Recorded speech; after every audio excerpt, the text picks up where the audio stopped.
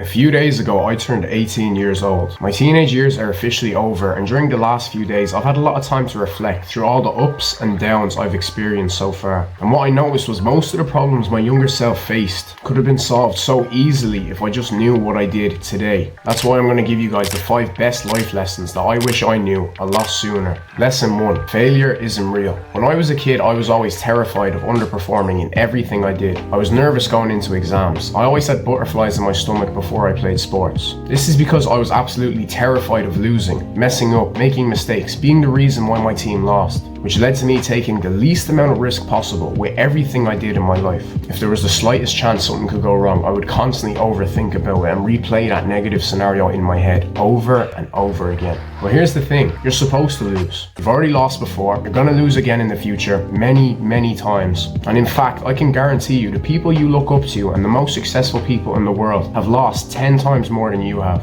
Your favorite athletes have had terrible games. The most successful entrepreneurs have had failed businesses. The YouTubers you watch have made bad videos, myself definitely included. So stop using failure as a metric for success or for the type of person you are. Instead, use how you react to these losses to see what kind of person you really are. Because the ability to learn from your mistakes and to improve from them is what really separates the winners from the losers. Next is accountability. I believe that everything in life happens for a reason and that you and only you are responsible for everything that happens to you. Now, this may annoy some of you. You might be ready to leave a comment saying how someone else has wronged you and they're to blame. And yeah, you're probably right. This doesn't allow you to grow, because if complaining about problems solved them, then none of us would have problems in the first place. By believing you're responsible for everything that happens to you, you also believe that you're in control of your future and where you're supposed to go in life. If you fail a test, it's on you. If your relationship fails, it's on you. If you're unhappy with your body, it's on you. Because believe me, I've played the blame game before, avoided all sense of accountability, and yes, it's the easy thing to do. But the problem is it leaves you feeling out of control of your life, like a plastic bag drifting through the wind. That things will just continue to happen to you, and hopefully one day you'll get lucky. Maybe you'll win the lottery or just magically get into shape. Guess what? You won't. You're in charge, so take full responsibility and start taking the steps required to make your own luck so you can become successful.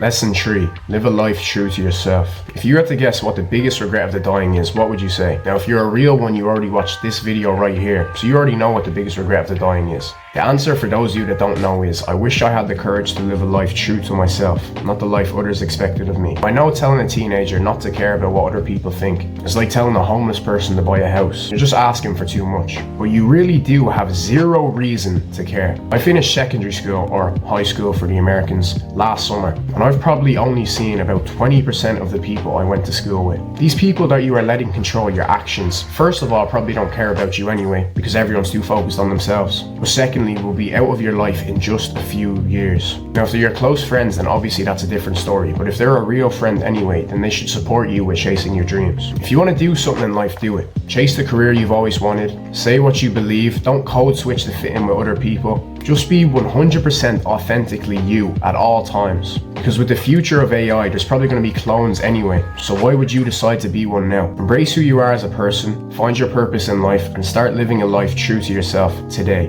Lesson 4. There's no substitute for hard work. I want you to be 100% honest with me right now. Have you ever watched a how to get a six-pack quick video or a 10 best side hustles for 10k a month video? Guess what? It's all fake. In the world we live in today, we're always looking for the easiest route, path of least resistance. I'm telling you right now, that does not exist. It doesn't matter what you want to be in life, it all comes with hard work. So next time you see a very successful person, just know they've suffered severely to achieve those goals. And when you say you want their life, you don't. You just want their results. Hard work is quite literally the only way you're going to achieve anything in life. It doesn't matter what career you take. So be prepared to put it in or accept it's never going to happen. Lesson 5. You'll never regret making memories. This video has been very serious so far, which of course, yeah, is important, but we can't forget that your teenage years are supposed to be some of the most fun years of your entire life. Never again will you have such little responsibility and so much free time, so don't waste it. Spend it wisely. Make sure you're enjoying it, because if you've made it this far in this video, then I know you're already doing well in life. Your attention span is definitely much better than people your age, and you've shown an interest in self-improvement, which is obviously great.